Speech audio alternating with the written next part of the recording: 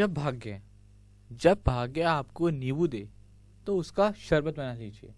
यहाँ बहुत बड़ी बात बोली है कि जब कभी भी आपको जो आप मतलब आपका जो रहा है, आपका जो वे है ना, आपको जो आपका नसीब है ना, जब आपको कभी भी परेशान करे, यानी कि जो आपका ऊपर वाला क्या लेता है, आपका इम्तिहान लेता है, तो उसको खुश हो करके पी जाइए उस इम्तिहान को। बेशक हो सकता है वो शायद कड़वा हो, है ना, लेकिन आप खुश हो और उसको पी जाओ, फिर देखना आप धीरे धीरे जो है वो अपनी सक्सेस को पालोगे। तो यहाँ पर यही बात कहने की कोशिश करी गई है।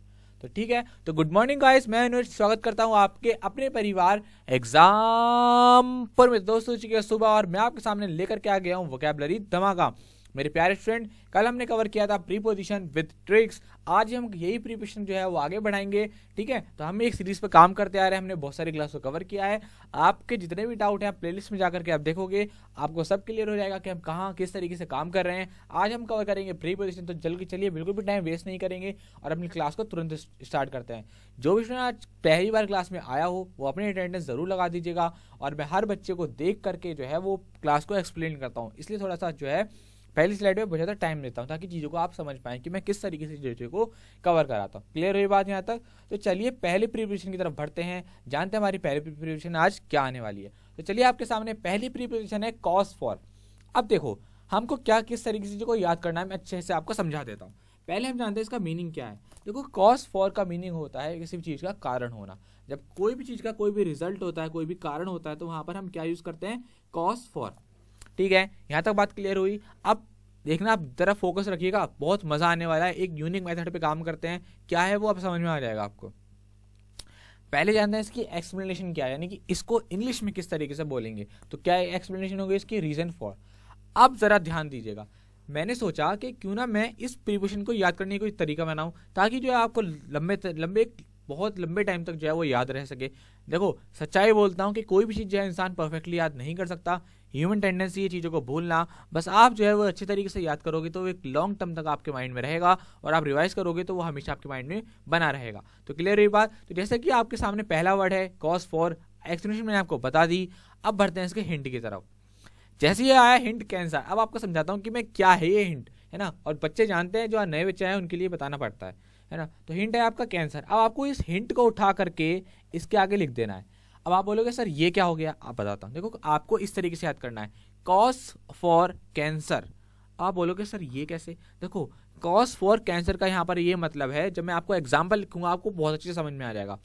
ये जो हिंट होता है इसको उठा करके हम अपने प्रीपोजिशन के आगे लिखते हैं और उसको उसी फ्लो में याद करते हैं। अब देखो कैंसर का क्या कारण हो सकता है? अल्कोहल। तो इसलिए मैंने यार का कॉज फॉर कैंसर। अब आपको देखना एग्जाम्पल लिखते हैं, आपको पूरी बात समझ में आ जाएगी। अल्कोहल ब्रिंग्स, जितनी भी अल्कोहल वाली चीजें होती हैं, कॉज फॉर कैंसर, वो किस चीज के कारण होती हैं? कैंसर का कारण होती हैं। तो आपको याद रखना है कैंसर, कॉज फॉर कैंसर क्या होगा? अल्कोहल होगा। क्या होगा? अल्कोहल। इतनी कहानी याद रखोगे ना प्रीपोजिशन के साथ के, कॉज फॉर कैंसर क्या होता है? अल्कोहल। तो जब भी एग्जाम में आएगा आपके सामने 4 ऑप्शन होंगे कि कॉज के साथ फॉर लगाना है, टू लगाना है, तो आपने फ्लो में याद किया हुआ है कॉज फॉर कैंसर क्या है? अल्कोहल है। कॉज फॉर कैंसर क्या है? अल्कोहल है। तो आपको ऑटोमेटिकली माइंड में स्ट्राइक होगा कि कॉज टू कैंसर नहीं हो सकता, कॉज फॉर कैंसर होगा, क्योंकि सर ने इस तरीके से हमको याद कराया था। उम्मीद करता हूँ आपको मेरी बात अच्छे से समझ में आ गई होगी। चलिए चिंता मत करो, बहुत सारी प्रिपरेशन आएंगी, आपको ये तरीका, ये मेथड, एक यूनिक कॉन्सेप्ट अच्छे से हो जाएगा। लेकिन सबसे बेस्ट है ये याद रखिएगा, ठीक है। चलिए नेक्स्ट प्रिपरेशन की तरफ बढ़ेंगे। अब आ गया आपके सामने कॉज ऑफ। अभी आपने क्या पढ़ा? Cause for. अब ये कॉज ऑफ जो होता है वो रिजल्ट के बारे में बात करता है कि किसी चीज का क्या कोई परिणाम होना। जैसे मीनिंग आपके सामने आ गया, का नतीजा होना, का परिणाम होना।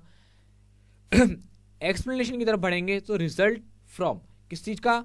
कॉज ऑफ का क्या मीनिंग होता है? का नतीजा होना। और उसको क्या किस तरीके से बोलेंगे? एक्सप्लेनेशन कैसे उसको हिंदी में ट्रांसलेट करेंगे, सॉरी इंग्लिश में? Result for.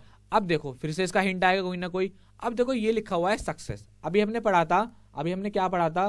Cause for cancer, ठीक है। अब हम पढ़ रहे हैं कॉज ऑफ सक्सेस। अब देखो खुद सोचो सक्सेस का क्या नतीजा हो सकता है, मतलब सक्सेस कब आएगी? जब आप क्या करोगे? हार्ड वर्क करोगे, ठीक है। हार्ड वर्क करोगे तभी तो सक्सेस मिलेगी। और कैंसर कब होगा? जब आप अल्कोहल को लोगे, है ना। तो इस तरीके से हम चीजों को याद करते हैं। हुआ ना याद? आया ना मजा? कॉज फॉर कैंसर क्या हुआ? अल्कोहल। और कॉज ऑफ सक्सेस क्या हुआ? Hard work. एग्जाम्पल की तरफ बढ़ेंगे। Hard work is the cause of success. जब आप इस तरीके से याद करोगे ना, आप देखना एग्जाम में आप अपने आप ही आंसर तक पहुंच जाओगे, बस विश्वास रखो बात में। नेक्स्ट वर्ड की तरफ बढ़ेंगे, इमेज को साथ साथ देखते रहिएगा, इंटरेस्ट आता है इमेज को देखने से, ठीक है। ओके, अब नेक्स्ट वर्ड आपका कंसर्न फॉर। देखो कंसर्न फॉर का मीनिंग होता है किसी भी चीज को लेकर के चिंतित होना। अब ये भाई साहब किसी बात को लेकर के चिंतित होंगे, किस बात को लेकर के वो हमें नहीं पता, तो उसका क्या मीनिंग हो गया, चिंतित किसी बात को लेकर के। तो कोई यहाँ टाइपिंग एरर हो गई है, क्या है यहाँ पर, चिंतित, किसी बात को लेकर के क्या होना, चिंतित होना। क्लियर हुई बात, तो ये इसका क्या हो गया मीनिंग। एक्सप्लेनेशन देखते हैं क्या, वरीड। वरीड मतलब क्या होता है, परेशान होना, चिंता करना किसी के बारे में, है ना। हिंट की तरफ बढ़ेंगे, माई मदर्स हेल्थ। इससे बड़े क्या हो सकता है। अब आप जब बड़े हो जाते हैं ना, माँ बाप हमारे बूढ़े हो जाते हैं, तो आप अपने माँ बाप की हेल्थ को लेकर के बहुत ज़्यादा कंसर्न फॉर हो जाते हो। क्या हो जाते हो, कंसर्न फॉर। तो मेरे जैसे याद करो कि हम जो है वो अपने पेरेंट्स की हेल्थ को लेकर के क्या हो जाते हैं, कंसर्न फॉर। तो इस हिंट को उठा करके आप जब यहाँ लिखोगे, मैं शॉर्ट में लिख देता हूँ कंसर्न फॉर हेल्थ, तो आपको अपने आप ही याद होगा आपके आने वाले एग्जाम में। जब आप 4 ऑप्शन देखोगे बोलोगे सर ने बताया था कंसर्न फॉर हेल्थ, यानी कि हेल्थ को लेकर के चिंतित होना, ठीक है। Example, I am very concern for my mother's health. मैं जो है वो बहुत ज़्यादा चिंतित हूँ अपनी मम्मी की हेल्थ को लेकर के, अपनी माताजी की हेल्थ को लेकर के। क्लियर हुई बात यहाँ तक। चलिए नेक्स्ट वर्ड की तरफ बढ़ेंगे। नेक्स्ट वर्ड है आपका कंसर्न विद। अब देखो ये कंसर्न विद है, इसका मीनिंग 2-3 मीनिंग होता है, मतलब होना, संबंध होना, या किसी काम को कुछ करना। क्लियर हुई बात। देखते हैं क्या लिखा हुआ है, हैव एनीथिंग टू डू, कुछ करना या किसी चीज में इंटरेस्ट लेना या संबंध होना। क्लियर हुई बात। चलिए इसको समझते हैं और अच्छे से। अभी आपने क्या पढ़ा, कंसर्न फॉर, अब आप पढ़ रहे हैं कंसर्न विद। तो कंसर्न फॉर आ गया चिंता को लेकर के, ये कुछ करने या कुछ चीज से रिलेटेड करने के बारे में आ गया। अब देखो मैंने मास कॉम किया है, तो मैं क्या है, जर्नलिज्म से कंसर्न विद हूँ, यानी कि मैं जो है उससे क्या हूँ, रिलेटेड हूँ। तो ये क्या हो गया हमारा, कंसर्न विद जर्नलिज्म, यानी कि मैं जो है वो जर्नलिज्म से, पत्रकारिता से क्या हूं, कंसर्न विद हूं। तो क्लियर हुई बात यहां तक। चलिए example, I was mainly concern with the making something that children could enjoy. मैं क्या है बहुत ज्यादा कुछ करना चाहता हूँ, कुछ ऐसा बनाना चाहता हूँ जिसको बच्चे जो है वो एंजॉय कर सके। ये बात उसने कही है, ठीक है। यहाँ पर जो कंसर्न विद का मीनिंग आया है वो कुछ करने से आया है। नेक्स्ट की तरफ बढ़ेंगे, कंडोल विद। देखो ये भाई साहब परेशान हो रहे हैं, रो रहे हैं बेचारे, तो कंडोल विद का क्या मीनिंग होता है, शोक को प्रकट करना। देखते हैं क्या मीनिंग है यहाँ पर, एक्सप्रेस सिंपैथी फॉर या ग्रीव विद, यानी किसी से कोई दया भावना रखना या फिर शोक प्रकट करना, ठीक है। अब हिंट देखते हैं, डेथ। देखो कंडोल विद, कब आप शोक कब करते हो, या तो बहुत ज्यादा परेशानी का पहाड़ टूट जाए, या किसी की क्या हो जाए, डेथ हो जाए। तो आप किसी की डेथ में जाते होगे तो वहां पर क्या है, रोना आ जाता है अपने आप ऑटोमेटिकली। तो कंडोल विद डेथ। क्लियर हुई बात यहाँ तक। चलो example, I condole with my cousin in the death of his father, यानी कि मैंने जो है वो अपने कजन के साथ सहानुभूति प्रकट करी, कब, जब उसके जो पिताजी हैं वो एक्सपायर हो गए थे, डेथ हो गई थी उनकी। क्लियर हुई बात। चलिए नेक्स्ट वर्ड की तरफ बढ़ेंगे। ये भी बेचारे परेशान हैं। डिसअपॉइंट को आप बहुत अच्छे से जानते होंगे। डिसअपॉइंट वर्ड का क्या मीनिंग होता है, निराश होना, ठीक है। इसका क्या मीनिंग होता है, एक्सप्लेनेशन की तरफ बढ़ेंगे। Fail to fulfil the hopes, यानी कि जब आप जो है वो अपनी इच्छाओं को, अपनी होप्स को, अपनी उम्मीदों को पूरा करने से रह जाते हो, तो आप क्या हो जाते हो, परेशान हो जाते हो। सब उसको आपने डायरेक्ट किया कि आपको मेरे को ये वाला एग्जाम क्रैक करना है, और आप नहीं कर पाए, तो आप क्या हो जाते हो, डिसअपॉइंट हो जाते हो। तो वहां याद रखिएगा डिसअपॉइंट के साथ कौन सी प्रीपोजिशन आती है, ऑफ। हिंट क्या हो गया, फेलियर। तो आपको किस तरीके से याद करना है, डिसअपॉइंट। देखो इस चीज को याद रखना, यही सब कुछ है मेन। डिसअपॉइंट के साथ क्या प्रीपोजिशन आती है, ऑफ। याद करने का तरीका यही है, तो आप इसको इस फ्लो में याद करोगे ना, तभी याद हो जाएगा आपको, कि ऑटोमेटिकली होगा। जैसे मैं बोलूं अब आप ऐसे याद करो, डिसअपॉइंट ऑफ फेलियर। अब मैं जैसे बोलूंगा डिसअपॉइंट टू फेलियर, तो आप पकड़ लोगे कि सर कुछ ना कुछ तो गड़बड़ है, मैंने इस तरीके से याद नहीं किया था। और बस इतना ही बहुत होता है एग्जाम को क्रैक करने के लिए, चीजों को पकड़ लो आप। Example, I have no wish to disappoint of everyone by postponing the visit, मतलब मेरी कोई इच्छा नहीं थी किसी को परेशान करना, विजिट को पोस्टपोन करके। क्लियर हुई बात। चलिए नेक्स्ट वर्ड की तरफ पढ़ेंगे। यहाँ पर भी डिस्पेयर ऑफ आ गया, ये भी किस चीज को रिप्रेजेंट कर रहा है, निराश होने को। तो मीनिंग निराश होना। एक्सप्लेनेशन, एब्सेंस ऑफ होप्स, यानी कि क्या होना, ये भी देखो वही मीनिंग है। जब कोई भी उम्मीद पर आप नहीं उतर पाते हो तो वो क्या हो जाता है, वहाँ पर डिसअपॉइंट हो जाते हो, डिस्पेयर हो जाते हो। और दोनों के साथ क्या खास बात है, ऑफ प्रीपोजिशन। Hint, failure. अब आपको इस तरीके से याद करना है, डिस्पेयर ऑफ फेलियर, यानी कि जब क्या मिला, फेलियर मिला, तो आप क्या हो गए, निराश हो गए, डिसअपॉइंट हो गए। क्लियर हुई बात। Example, she despaired of finding a good restaurant near by, वो इस बात को लेकर, मतलब जब वो ढूंढ रही थी रेस्टोरेंट को और उसको नहीं मिला, तो वो क्या हो गई, वजह निराश हो गई। ठीक है, क्लियर हुई बात। ओके चलिए नेक्स्ट वर्ड की तरफ पढ़ेंगे। अगला वर्ड है आपका डबल इन और डबल एट। देखो डबल इन और डबल एट का मतलब होता है किसी काम में दिलचस्पी होना, मगर हल्की, ज़्यादा नहीं। जैसे कि मेरे जो है पेंटिंग में बहुत ज़्यादा, ये पेंटिंग है किसी भी कैट की, मेरा जो है वो पेंटिंग में थोड़ा सा कम इंटरेस्ट है, तो मैं इसको क्या बोलूँगा, डबल इन। तो क्या मीनिंग हो गया इसका, किसी काम में हल्की दिलचस्पी होना। देखते हैं आगे क्या लिखा हुआ है, टेक पार्ट इन एक्टिविटी, किसी पार्ट में भागीदारी लेना या उसमें थोड़ा सा है ना, मतलब लाइटली लेना किसी भी काम को, है ना, तो वहाँ पर बोलते हैं डबल इन। हिंट है हमारा आर्ट। देखो मेरी जो आर्ट में बहुत कम रुचि है, तो मैंने यहाँ पर आर्ट लिख लिया। क्लियर हुई बात। तो आप इस तरीके से आपकी जिस भी काम में हो आप वो यहाँ लिखिए। Example, he double in painting. आप देखो यहाँ पर हैज़ और लगा लेना, he has double in painting. उसकी जो पेंटिंग में है वो थोड़ी सी कम रुचि है, हल्की दिलचस्पी है, ज़्यादा खास नहीं है। क्लियर हुई बात। नेक्स्ट की तरफ बढ़ेंगे, डेस्टाइन फॉर। देखो डेस्टाइन फॉर का मतलब होता है किसी भी काम को लेकर के नियत होना, यानी कि ये जो डेस्टाइन फॉर है वो किस चीज़ के लिए आता है, फ्यूचर के लिए। क्लियर है बात। आपने डेस्टिनी वर्ड सुना होगा, है ना, तो वहां से इसको याद कर लेना। डेस्टिनी को क्या बोलते हैं, भाग्य, है ना, बोलते हैं मेरी डेस्टिनी में लिखा है, मेरी डेस्टिनी में लिखा है ना, तो वो क्या होता है, भाग्य को लेकर के। अब वहीं से कुछ मिलता जुलता वर्ड ये है, डेस्टाइन फॉर, किसी भी फ्यूचर के लिए, कोई भी काम जब आप फ्यूचर के लिए करने वाले हो तो वहां पर क्या आता है, डेस्टाइन फॉर, है ना। अब हिंट की तरफ बढ़ेंगे, तो हिंट है हमारा फ्यूचर, तो मैंने इसलिए यहाँ पर यही लिखा है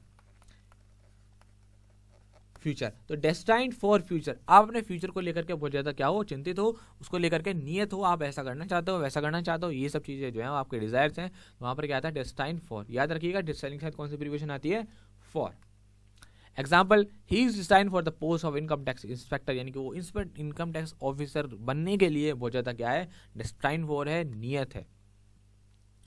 लास्ट वर्ड है आपका डिसग्रेस ऑन। देखो डिसग्रेस ऑन का मीनिंग होता है किसी की चीज के लिए कलंक होना, है ना। कोई भी चीज है, कोई भी अगर किसी को भी क्या करे, मतलब कहते हैं ना वो इस परिवार पर कलंक है, उसने कोई गलत काम कर दिया, चोरी कर दी है, तो वो क्या हो गया, डिसग्रेस हो गया अपनी फैमिली को लेकर के, है ना। एक्सप्लेनेशन, डिसऑनरेबल, असम्मानीय, यानी कि क्या है, कलंक है। हिंट क्या है, फैमिली। तो जब भी कोई भी फैमिली का कोई भी पर्सन जब कोई गलत काम करता है, कोई चोरी कर लेता है, कहीं डकैती डालता है, कोई भी नेगेटिव चीज करता है, तो वो क्या हो जाता है, अपनी फैमिली पर डिसग्रेस हो जाता है। तो वो क्या होता है, डिसग्रेस ऑन हो जाता है अपनी फैमिली पर। क्लियर हुई बात यहाँ तक।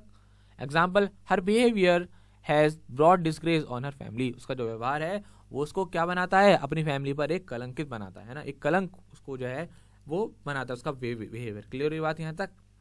चलिए, तो यहाँ पर जो है वो सारी प्रिपरेशन में कवर करा दिया है। आपका टाइम शुरू हो चुका है, आपके पास जो है वो 30 मिनट्स हैं, सॉरी माफ कीजिएगा, आपके पास 30 सेकंड है। फटाफट इसका रिवीजन कीजिए, मन में दोहराइए कि मेरे को कितना आया, और कमेंट सेक्शन में जरूर जाकर टाइप कीजिए कि सर आज मेरे 10 आउट ऑफ इतने थे, 10 आउट ऑफ इतने थे। ठीक है, कमेंट जरूर करके बताइएगा। जो आप वीडियो लाइक करते हो, कमेंट करते हो, उससे बहुत अच्छा लगता है, तो इसलिए मेरी आप सबसे गुजारिश है कि वीडियो को लाइक करके जरूर बताया करिए। आपके लाइक से, आपके कमेंट से बहुत ज़्यादा मोटिवेशन मिलता है, अच्छा लगता है कि बच्चे जो हैं वो बात को समझ रहे हैं, उसको पसंद कर रहे हैं। क्लियर ये बात। चलिए शाबाश। मैं इतने पानी भी लेता हूँ, गला भी सूख गया है बिल्कुल अच्छे से।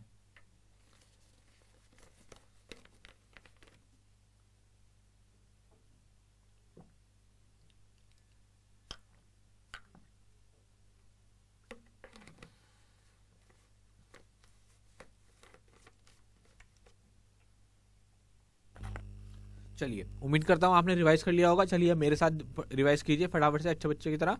तो मैंने क्या बताया आपको, कॉज फॉर कैंसर का क्या था, कैंसर किस चीज का कॉज है, कॉज फॉर किसका है, एल्कोहल करोगे तो क्या हो जाएगा, कैंसर।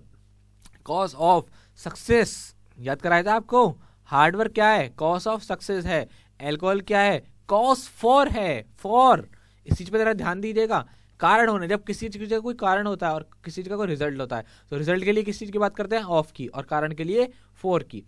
कंसर्न फॉर, चिंतित हूं मैं किसी भी चीज को लेकर के। मैंने आपको यहाँ पर शायद याद कराया था हेल्थ को लेकर के, मैं अपनी मदर की हेल्थ को लेकर के क्या हूँ, चिंतित हूँ। क्लियर हुई बात। कंसर्न विद, संबंध, किसी चीज से रिलेटेड होने, जैसे कि मैं जो है वो जर्नलिज्म से क्या हूँ, रिलेटेड हूँ, संबंध है मेरा। ठीक है। कंडोल विद, शोक प्रकट किया, किस पर, डेथ पर। डिसअपॉइंट हूं, फेलियर को लेकर के, डिसअपॉइंट ऑफ, ये प्रीपोजिशन याद रखिएगा, इसीलिए तो सारी मेहनत इसी पर तो है मेरी, ये हिंट मेथड क्यों है, इन्हीं के लिए तो है। निराश होना, मैं भी किसी चीज को निराश हूं अपने फेलियर को लेकर के। डेबल इन, किस चीज में हल्की दिलचस्पी है, आर्ट में, ड्राइंग में।